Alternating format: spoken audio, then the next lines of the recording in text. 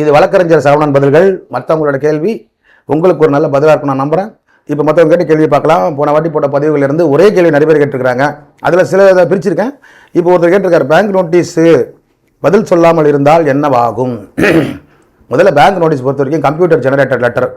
அது நீ பதில் சொன்னாலும் புரிய போகிறதில்ல, அதே நம்பருக்கு நீ ரிப்ளை பண்ணால் போக போகிறதும் கிடையாது. அதனால் நீங்கள் பதில் சொல்லணும் அப்படின்றத வந்து யாருக்கு சொல்லணுங்கிறத முக்கியம். இப்போ வந்து உங்களுக்கு முத வர நோட்டீஸ் நீ நினைக்கிற மாதிரிலாம் வச்சுக்கங்க, டைப் பண்ணிலாம் வரது கிடையாது. ஆட்டோமேட்டட் ஜெனரேட்டட் லெட்டர்னு ஒன்று வரும். அது ஆட்டோமேட்டிக்காக லோன் டிஃபால்ட் ஆனீங்கன்னாக்கா உங்கள் அக்கௌண்ட் நம்பருக்கு இருக்கிற அந்த இமெயில் ஐடிக்கு ஆட்டோமேட்டிக்காக வந்து மெயில் அனுப்பிச்சிடும். ஸோ அதில் வந்து உங்கள் லோன் நம்பரு, அப்புறம் அது மட்டும் இல்லாமல் எவ்வளோ டியூ பெண்டிங்கு அதை ரிமைண்ட் பண்ணுறதுக்காக தான் அது. அதனால் இதுதான் வந்து ஃபஸ்ட்டு வர ரிமைண்டர் லெட்டர். அதுக்கப்புறம் வர்றது இன்னொரு நோட்டீஸ் வரலாம், ஒரு ரீகால் நோட்டீஸோ டிமாண்ட் நோட்டீஸோ வரலாம். இதுதான் பேங்க்லேருந்து வரும். இதை பொறுத்த வரைக்கும் ஒரு சீனியர் ஆஃபீஸர் வந்து மேற்பார்வையில் வரலாம் உங்களுக்கு.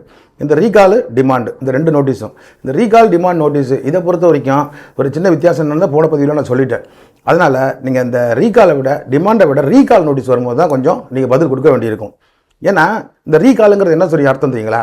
எப்பா சாமி நீ லோன் வாங்கினது போதும், நீ இது வரைக்கும் கட்டினது போதும், நீ டிபால்ட் ஆகிட்ட, இத்தனை 2 மாதம் இல்லை இரகுலராக பே பண்ணிட்டு வர்ற, டேர்ம்ஸ் அண்ட் கண்டிஷன்ஸை வந்து நீ முறியடிச்சிட்ட, அதனால் நீ வாங்கின மொத்த பணத்தையும் வட்டியோடு சேர்த்து கட்டுறா சாமி அப்படின்னு சொல்கிறது தான் வந்து ரீகால் நோட்டீஸு. ஸோ இந்த ரீகால் நோட்டீஸுக்கு அப்புறம் தான் வந்து ப்ராப்பர் லீகல் ஆக்ஷன் எடுப்பாங்க.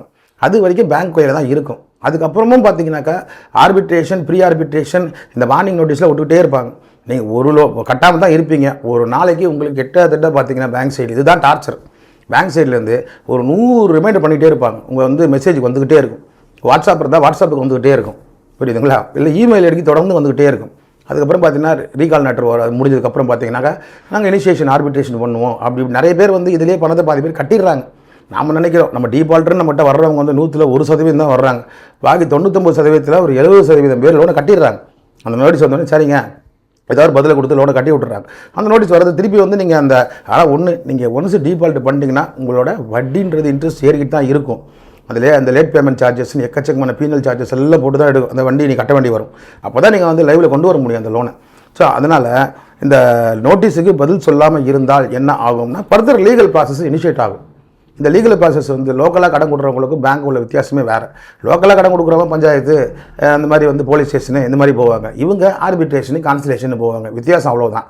ஸோ இது ரெண்டுத்துக்குமே வந்து ப்ராசஸ் வேறு. அதனால் நோட்டீஸுக்கு வந்து பதில் சொல்லணுன்னா நீங்கள் வந்து அதாவது பணம் என்னால் கட்ட முடியாது சார், இந்த நிலைமையில் என்னால் கட்ட முடியாது, எனக்கு வருமானமே இல்லை, எனக்கு வாழ்வாதாரம் இல்லை, எதுவுமே இல்லை, இந்த லோன் வாங்கும்போது இருந்தது இப்போ இல்லை, எனக்கு பிஸ்னஸ் லாஸ் இப்படின்னு சொல்கிறவங்க வந்து அதுக்கப்புறமா ஒரு வழக்கறிஞர் அணுகி என்ன சார் பண்ணலாம் அப்படின்னு கேட்டிங்கன்னா உங்களுக்கு ப்ராப்பர் ரெஸ்பான்ஸ் கிடைக்கும். ஃபஸ்ட்டு மாதிரி இல்லாத ப்ராசஸில்